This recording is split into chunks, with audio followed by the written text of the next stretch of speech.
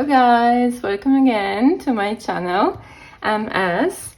Today I've decided to catch up a little bit with it's not a very old tag, but it's a tag I believe from 1 or 2 months ago. I wasn't really active on YouTube by then because I was very busy with work and other things, and some family issues, but I think I saw it, but I couldn't really join the tag. So I wanted to do it today. I hope I'm not too late to the party as always. I guess this is the time I've decided to join it. So it's going to be a lot of fun, and in case I have already my list. So this is, by the way, a VR to Feeding My Soul 1212. The prompts are, first one, a deck you mean to use but hasn't seen any time on the reading desk, and why? So actually, this is one also I have never shown on my channel, and it's right here. It's a vintage deck, so it's nothing new, I'm sorry for the glare now, my ring as always, but this is Le Tarot de l'Amour. What a French pronunciation, yeah. By Jane Lille. So this is a vintage one, and I believe it's from the 90s. I think it's like 92, 94, And why I wanted this, so it opens like this, and then you can close it using this ribbon. And these are the most gigantic cards you've ever seen, guys. So there are many decks with very huge cards out there, and they are a little bit the outcast of the tarot, but these ones are huge. This is a major arcana only, I believe, by the same author, by the way, or the same creator. There is also a tarot deck, standard size, and it has the same name, I think, is the tarot, of love, like the Tarot de l'Amour. By the way, so this book also is in French, so let me show you a little bit why I wanted this deck in the first place. So first of all, this is it looks like ancient, curated art, and I really like this kind of decks. Also, I was very interested in the entries here because for each card you have the planet association, you have then like a description that goes into a little bit, maybe the myth or the main, meaning of the card. As you can see, this is the springtime from Botticelli, is an Italian painter. So I really I'm Italian, so I obviously like Italian art, but I also like art in general. And I was very interested in the entries here because, as you can see, it focuses on partnerships and relationships and love, of course. And you have the blessings when you pull one of the major arcana, so it's a major arcana only, as I said. You have the blessings of this card for you, what challenges you, what is the blessing for your partner, and what is the challenge, for example, or when the card is reversed, of course. And then you have the relationship itself. What does it mean to pull this card for the relationship and the reverse? And then for the future, what does it mean for the future, and also the reverse meaning. So there is a lot in this book, and honestly the entries are interesting. I don't mind if it's in French because I can understand it. There is a lot here, and it's also very interesting. And so I bought, and look at the colors. Now I will show you the cards. So I was very interested in this book, and it's quite chunky. It's interesting the focus it has. Let me show you the cards. Yeah, for the prompt. So it never really hasn't seen any time on my desk. It's because I don't really use these cards. I wanted to read the book, but you can see it. So let me show you. For example, okay, this is a standard, card, tarot size, and this is the huge card I'm talking about. So it's 4 times a standard tarot card, basically. Yeah, these are the backs with these cute angels. So this is ancient curated art. It's art from the Renaissance, I guess, something maybe medieval. This is Botticelli, as I said. I really like the colors also of this deck. These cards are really nice, and look at the colors in the lovers. please. I mean, but these cards, as you can see, are huge. But the yellows and the blues and these colors, I mean, they are so cute. And also, I think the concept, if you know Cat Black, I mean, the concept may be similar, like creating a new painting for a tarot card based on pre-existent art, so something that already exists. Like this one, also this painting, I don't know the name, but this one has been used for the devil a lot. I think it's about the Venus morning star, or maybe also in my Tarot of Aphrodite. I mean, this has been used a lot. Look at this moon. So I can show you all the 22 cards because it's a major only, and that's it. I also like this word, and I think these are like peaches. It's very cute.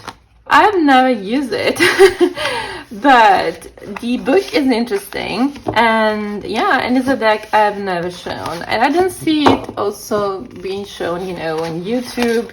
Maybe because it's so peculiar, maybe because no one has it. I don't really know. By the way, this is Le Trône de l'Amour. So now for the second prompt on your deck shelf storage, the 12th deck. I recently rearranged some of my decks and I have put the ones I prefer on the top shelf. The 12th from the right, or I don't know, maybe it's not from any particular direction, is the Tarot of Aphrodite. It's the one I was showing before I picked this card to show you the standard tarot size. I believe this is standard. This deck, I believe, was also in my top 11 current favorites. This is the 12th deck on my shelf currently that I have recently rearranged. How beautiful to see the Two of Cups and the Lovers straight away. And I recently also interviewed this deck. I have interviewed many of my decks. Sometimes I like to do it to know how they are doing, how they are feeling in my collection, if they feel loved. And both the Two of Cups and Lovers also came out for, for this one. So this deck is very well, you know, loved and cherished in my collection. So it sits on the top shelf.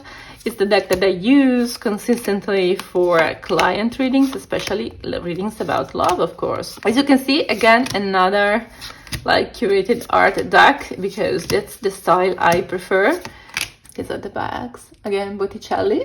This is the deck, the 12th deck on my deck shelf. Now, a deck you're considering rehoming. This is quite easy because I have a few now. I'm really in a phase now where I am curating my collection and paying a lot of attention to the decks that I am purchasing. A deck I'm considering rehoming, actually I'm already selling it on various platforms, is the Lily Fair Tarot. This was in the Beautiful Decks I Cannot Connect With video, if you want to check it out. And it was featured in that video for a reason, is because I couldn't really connect with it. I believe this is the first edition, and there are also some like errata corrige, you know, some erratum in the little white book.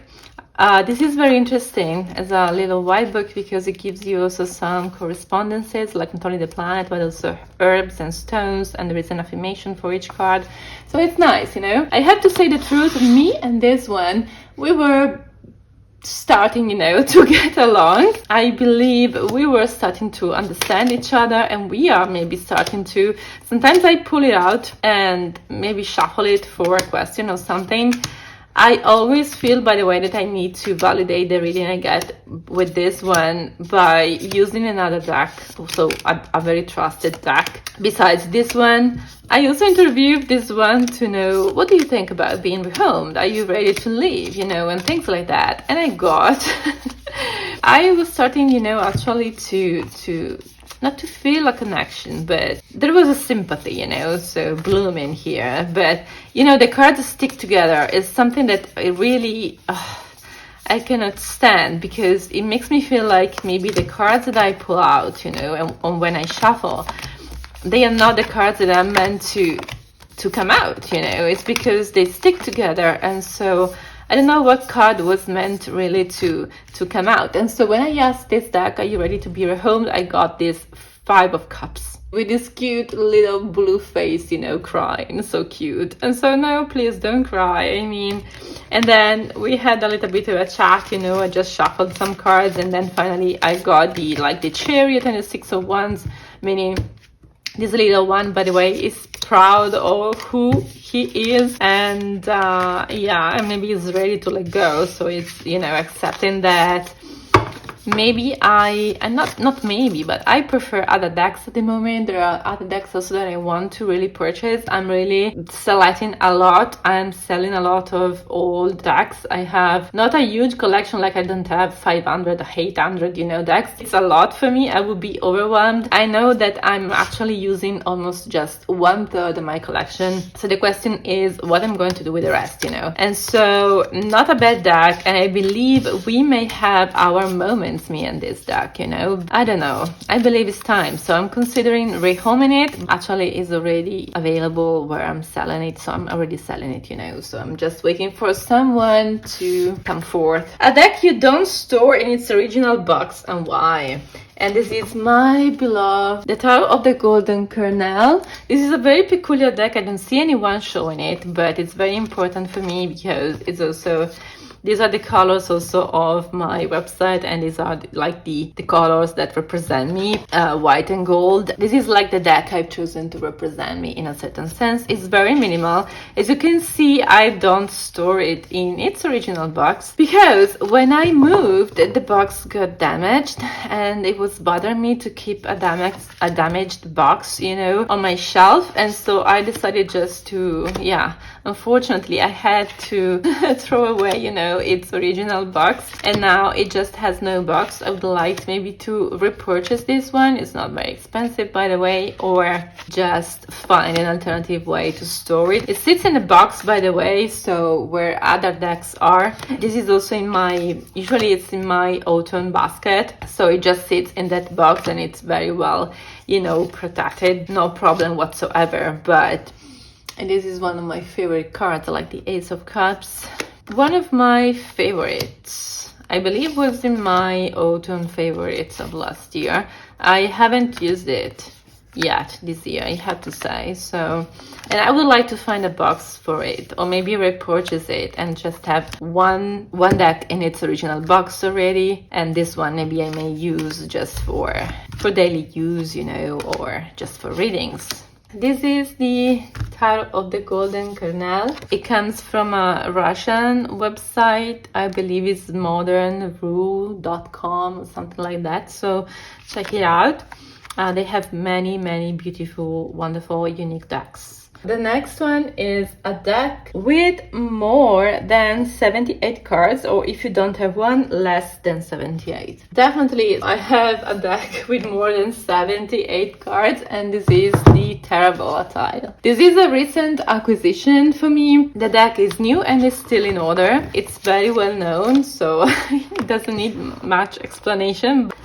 This is, I believe it's like the 4th edition that comes with an expansion or with an additional suit in the minors, so it's very chunky. I mean, this would be already a chunky deck, but let's see, because it's in order, you know. So I believe King of Wands here, so this would be the normal deck. It's already quite chunky. I don't know if it's for the cardstock or something, or maybe there are already additional cards here, and this is also the additional suit of the vessels. Look at the colors. I love this deck. It's still in order because I think I want to use it in autumn. This is an autumn deck for me, and I'm going to leave it in order for now. For example, additional cards, you know, we have full masculine, full feminine.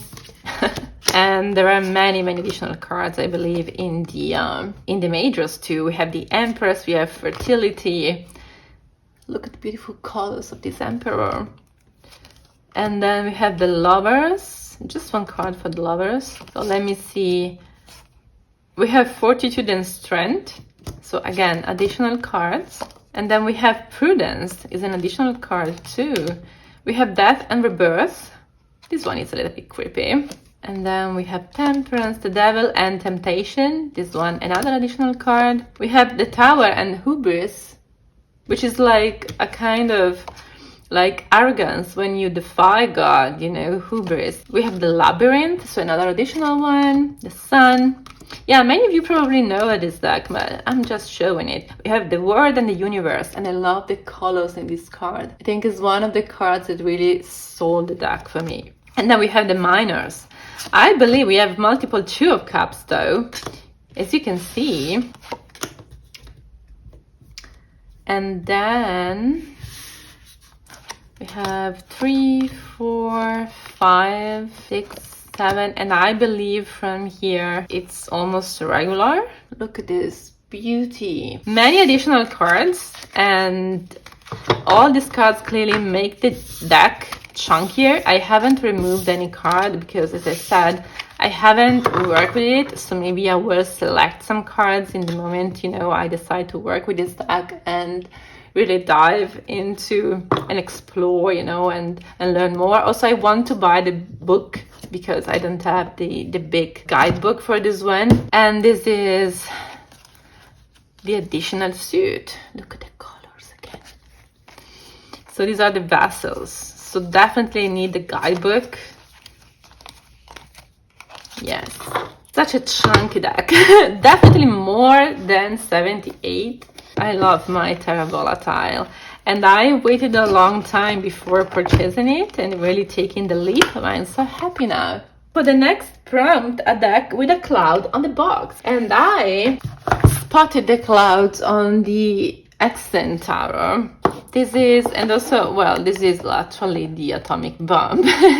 It's not clouds, but you can see the clouds here. This is also one that is very peculiar in my collection. It's not usually my style, and it's not a deck I reach for, but I believe that I'm going to keep this one for collection purposes. It wasn't available, you know, for many years, almost for 10 years, and then I wanted it 10 years ago, and then when I saw it mass market on Amazon, I just took the leap again, and I just went for it. Even though I really wanted so many years ago, for some reason I was pulled to it. And this is on the cover, of course, the Ace of Swords, intellectual clarity, of course, and a little bit of defiance as well, like speaking the truth, saying things as they are. This is the mood of this deck also. I don't really read with it. It has almost the status of a collectible now for me, if I have to be honest.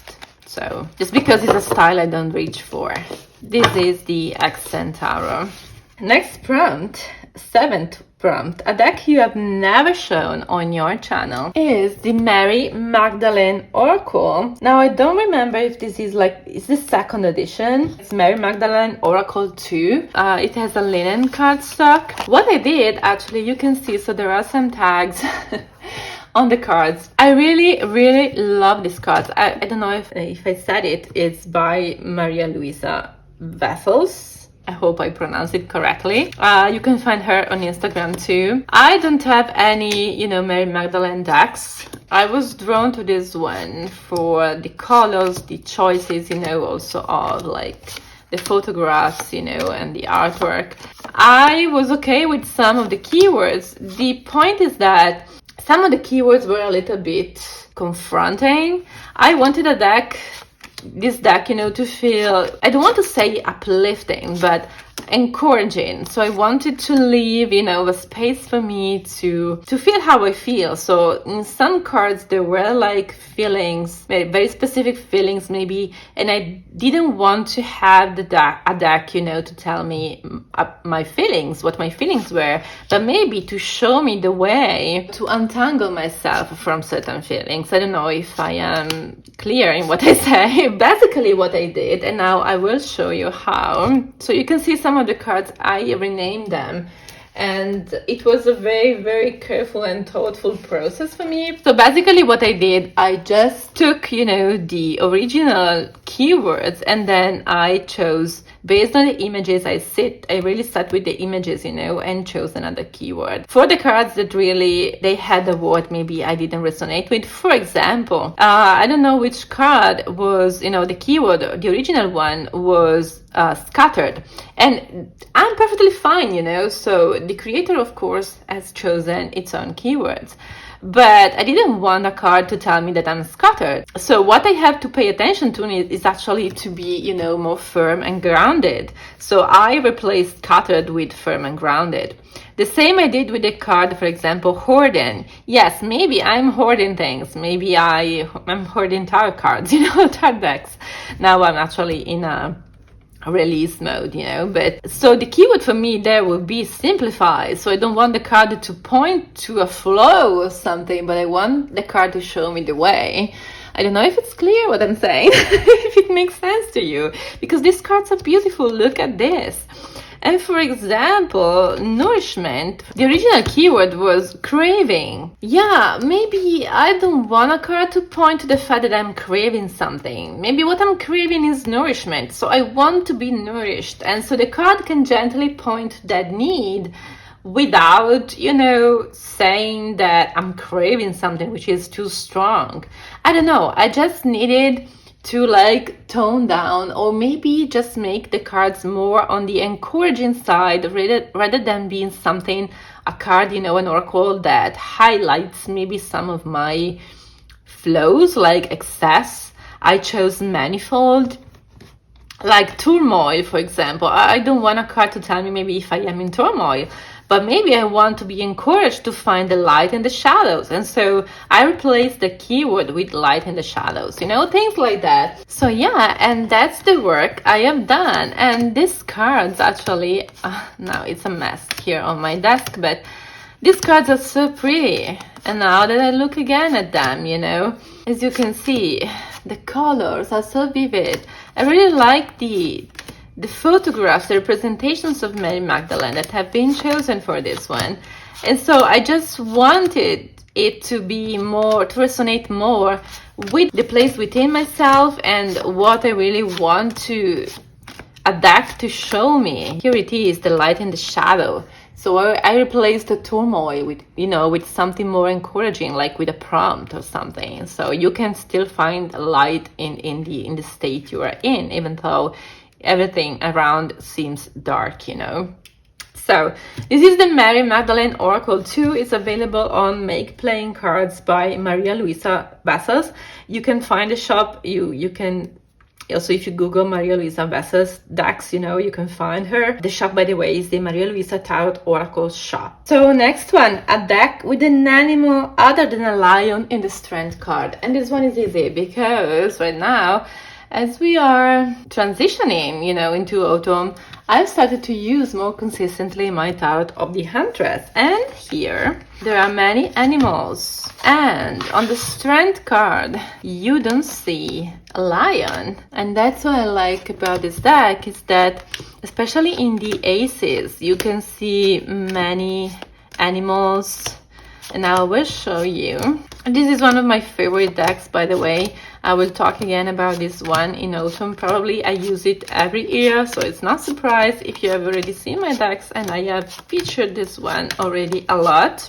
So as you can see in many cards in the minor, so like here we have deer, and we have also like these beautiful animals. Every ace card has a different animal, the polar bear, a deer maybe, I don't remember if an owl maybe, it's in the Ace of Swords, but I really like it. And also in the majors, talking about, probably will be the last card in the whole deck, you know, so I'm showing you everything. Here it is, the Strength card.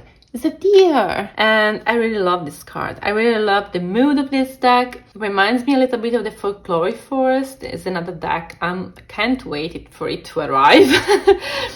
Yeah, this is a deck with another animal other than a lion on the Strength card. So I really love this card, and I love this deck. It's a very beloved, cherished deck in my collection. Another prompt, a deck that comes in a box, inside another box. This also was quite easy because I was thinking honestly about the Wild Unknown. I don't have the big box of the Wild Unknown anymore, if you know that deck, and then it comes with, the deck comes in another box within a box. But what I have here is that there are gems. It is a recent purchase because I think I purchased early this year, so just some 8 or 9 months ago. I read the book in the beginning, I studied it also, and I was also underlining some parts of it, some sentences, some keywords, and I wanted to do a deeper work with it. Actually, it's one of those decks that I think is living. So as I was saying, I'm cutting down my collection a lot. I don't want to say I'm starting from scratch, but basically I'm keeping just the decks that I really, really cherish and use on a constant basis, you know. And this one, unfortunately, I believe I wanted to keep it just for a couple of cards, because there are 2 cards here that remind me of people that are no longer here. But for the rest, I don't use this deck, and honestly, so I'm so sorry if you love this one. I can understand why. It's a beautiful deck, so I'm not saying anything. It's just that it doesn't work for me. Like, the entries and what is written in the guidebook is not for me, so I don't really resonate with some of the things it says. Some of the cards also talk about like trauma and toxic relationship and things like that. You know, fortunately, I don't have those problems in my life now, so I believe it's not a deck for me. It's a deck focused on healing. I can see that the cards are beautiful, but it's not the oracle I like to work with now. I prefer other oracles, honestly. I have here my beloved seashell, I have my glyphs, sacred symbols, I have other decks I want to work with, and I'm also cutting down very significantly my oracles, especially the mass market ones, because I know also I can purchase them anytime if I want to, but I've never repurchased the deck that I have rehomed or sold, so I don't have regrets normally, because I know that when I do it, it's for a good reason. This is such a pretty deck, and honestly, you know, I don't want to have decks to show just because I have to make videos or something. I don't know, so I prefer just to have what I really and genuinely enjoy using, and I have not used this one for months. I know it's such a shame, and I know many of you are like screaming, no, please, like, give it time. It's not for me. Simply what is written also in the guidebook many times doesn't resonate with the situations I'm going through. It's very also difficult for me to use this one intuitively because I don't know much about the plants. And if I associate some meanings with the plants, I feel it's not enough for me to work with this one. Because maybe the meanings I get are not what I'm looking for at the moment. So simply, I think maybe right deck, wrong time, or maybe it's right deck, wrong me. Don't get me wrong, and all this is a beautiful, beautiful deck. And I know, by the way, if I regret it, I can purchase it again, but I don't feel like I want to hold onto it. By the way, for the prompt, this was the deck that comes in a box. Inside the box, a deck that doesn't appear in any of your top 10 lists. It doesn't, but in secret it has been for a long time a favorite of mine. And this is the Moonchild Tarot. And I know many people, I love the rose petal finish box. I know many people has contradictory feelings for this one, so you either love it or hate it. Many people are rehoming it. I've seen many times on YouTube people thinking about rehoming this one. Actually, for me, this one is like a 10 out of 10. I love the colors, I love the concept, I love the guidebook, I like the keywords and the prompts the guidebook gives. So I really never shown this one on my channel. It's a very beloved deck. It's been a while since I have used it because I'm using the Lioness Oracle Tarot a lot, and it has in some way replaced, you know, the place this one had when I purchased it. But I really, really love this deck so much. And I love also, as I was saying, the guidebook. It gives so much. You have like a little entry here, you have keywords, you have prompts, astrological associations, gemstones, and then you have the meanings upright and reversed. And I always find in these entries, in the prompts, in the questions it asks, you know, something to reflect on that is so spot on with my situation or current feelings. So this is one I have never shown. It doesn't appear on my top 10 lists, in any of my top 10 lists, you know, but this doesn't mean that it's not a deck I cherish, you know. Simply, I have never shown it for, I don't know what reason. So maybe there was not the right prompt, or I don't know, it was not the right moment. By the way, I really love the feeling and also the softness of this deck, and yeah, the beautiful, beautiful colors. I don't have the shadow edition. I feel like I don't need it. I don't necessarily want to buy all Daniel Noel decks. I just wanted this one for a lot of time, and when I finally got it, I just was already in love with it. It's very feminine, it's very ethereal, it's like, it's beautiful. The Moonchild Tarot. A deck you associate with the color green. And I have here my beloved Le Tarot des Paysages Intérieurs. This is a limited edition of very few decks. It's a French deck, of course, as you can say, created by Camille. You can find it on Etsy.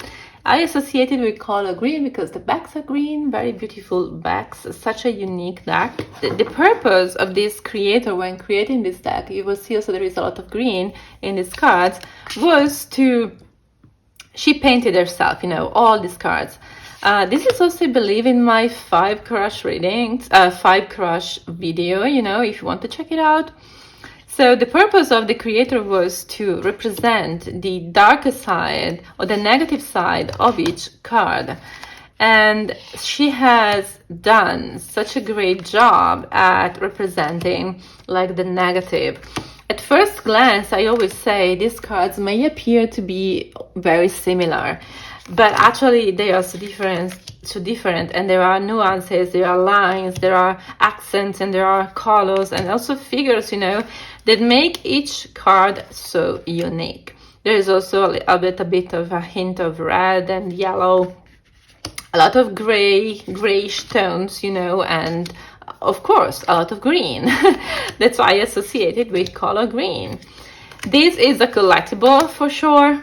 I said also many months ago, this deck inspired me to write some poetry when I got it, just because the sadness and the melancholy of it overall, I don't know, really was putting me in a sort of mood, and a poetic mood, you know.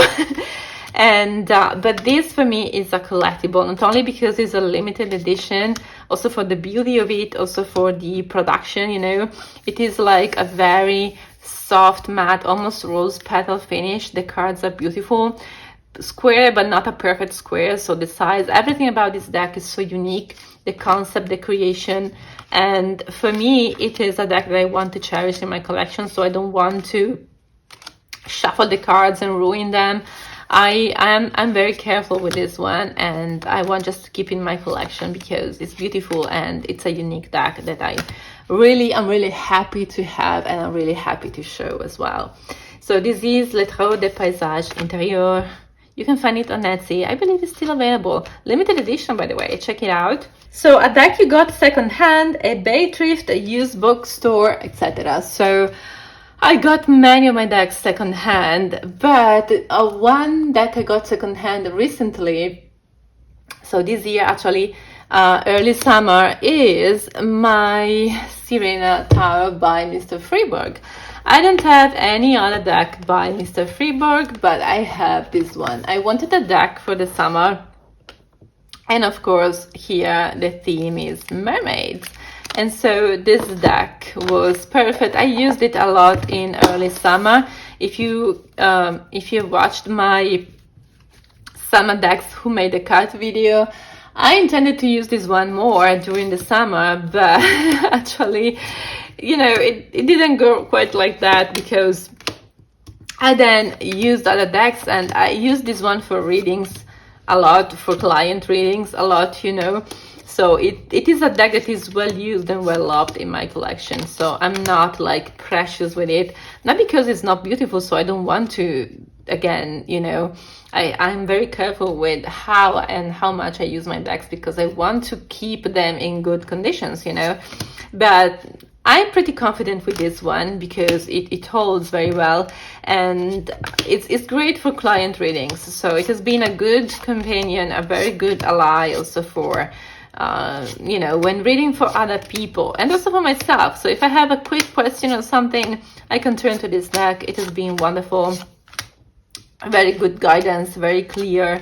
It's clearly Rider-Waite Smith based. As you can see, there is a lot of nudity, but the creator is a fan, is very fond of classical art, and so the bodies in this deck are inspired by ancient Greek, statues, ancient Greek art, so the canon, and the proportions of the bodies are based on the classical canon. So you can see, I mean, there's a lot of nudity, but there is art, So the bodies are, as you can see, all perfect.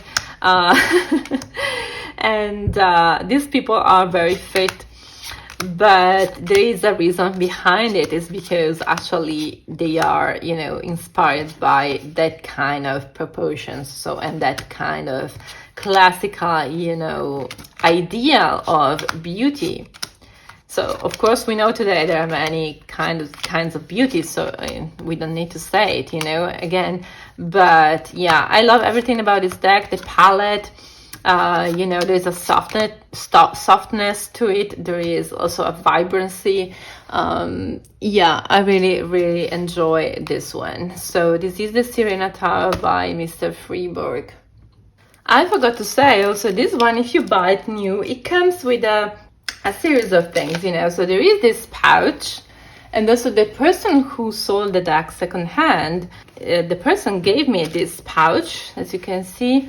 It's very nice. I don't keep the deck here though, but I like to have it.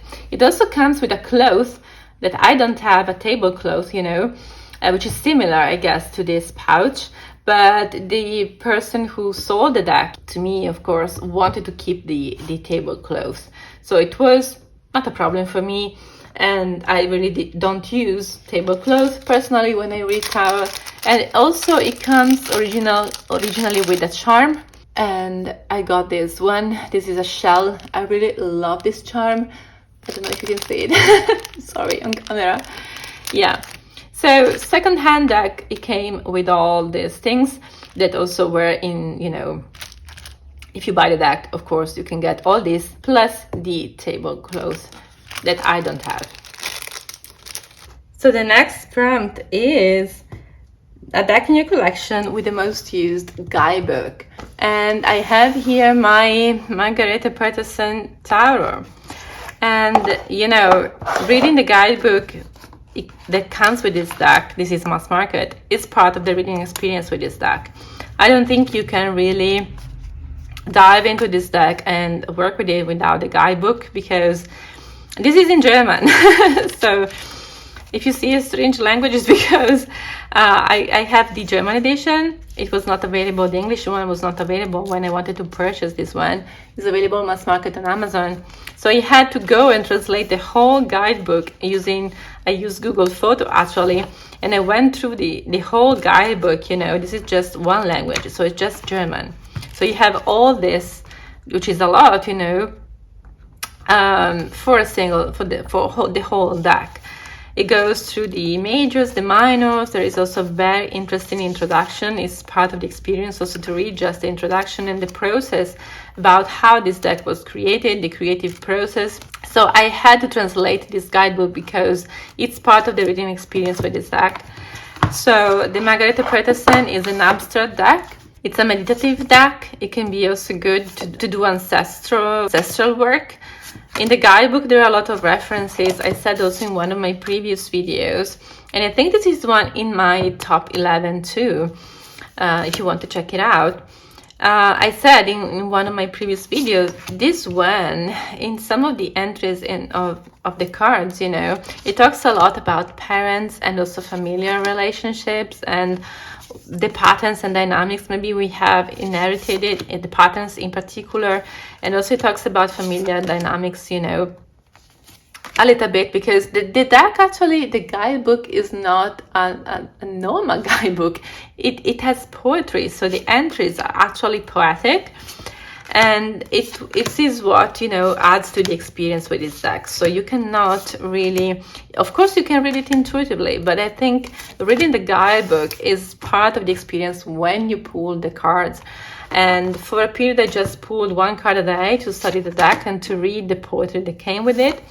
And I was amazed by the references, as I was saying, to family family patterns, also generational, you know, patterns, things that we also pass down through generations and so on. So it is good for that type of work, but also just pulling one card a day was enough for me, and it gave me a lot. I also translated, as I was saying, the whole guidebook, and then so I have a book now in my own language, English, and also some Italian. My language is Italian, but I also translated it in English, so I think it's a half, it's 50-50, you know.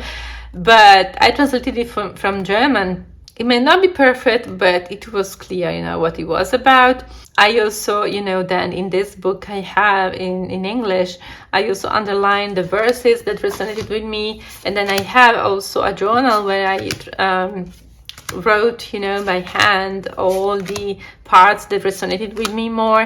So I really did a lot of work with this one, but I think this is the type of work that you are called to do, so in conjunction with its guidebook. So of course the best guidebook for me, or the guidebook I've used the most, is for this specific purpose. It's because, not because you cannot use it otherwise, but because it's really part of the reading experience with this deck.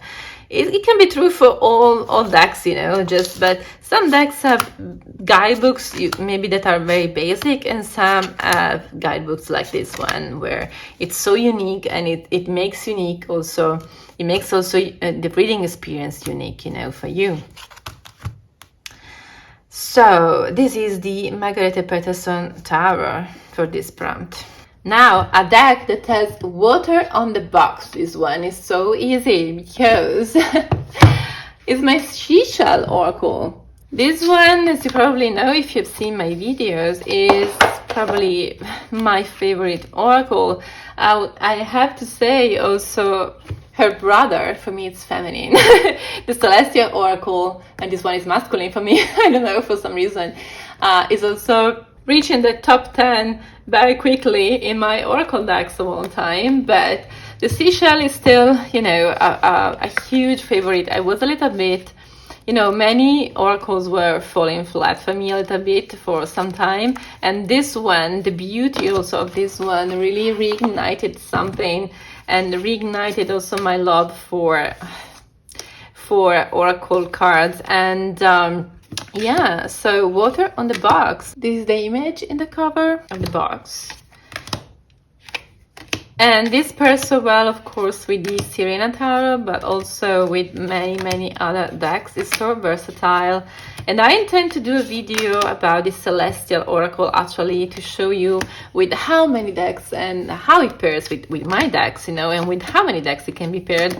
So let me know, by the way, if you are interested, because I intend to do a video about the Celestial Oracle and show you some pretty pairs. So water on the box, the Seashell Oracle, huge favorite. Now the last prompt, a deck that contains your favorite card. Tell us why it is your favorite. This one is hard, I have to tell you, but I have chosen my beloved Bottom Tarot. There are many pretty cards in many of my decks, because one of my favorite cards is the Ace of Cups. So normally it's the card, I don't know if you have a card, when you have to buy a new deck, you know, there is a card that you want to like specifically, because otherwise you're not going to buy the deck.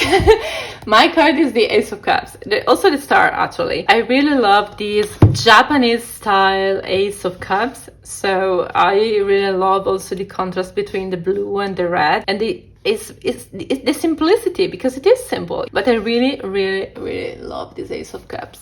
I also like many other cards in this deck. Of course, it's a beloved deck, and of course, if we buy decks, it's because we like the cards in that deck. The Ace of Cups for sure, but let me see.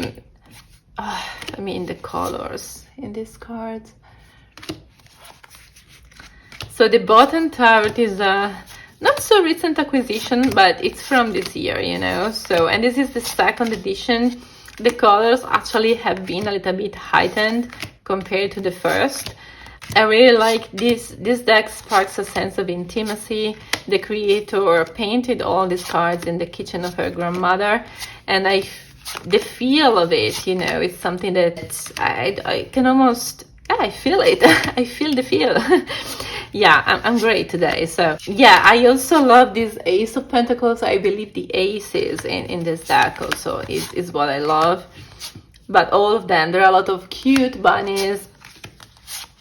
Look at this. And there is also, oh, this one, the Three of Cups. So again, cups.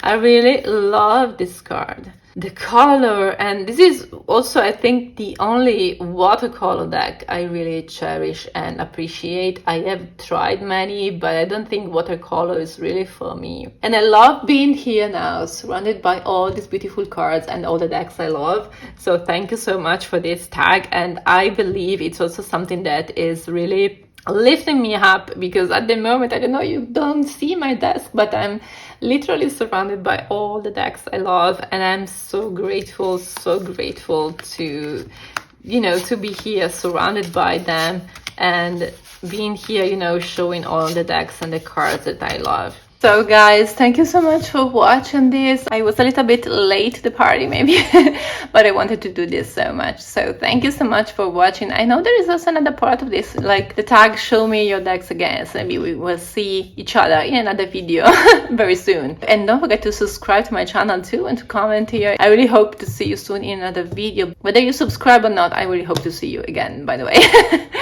Subscribe. Thank you so much. Bye bye.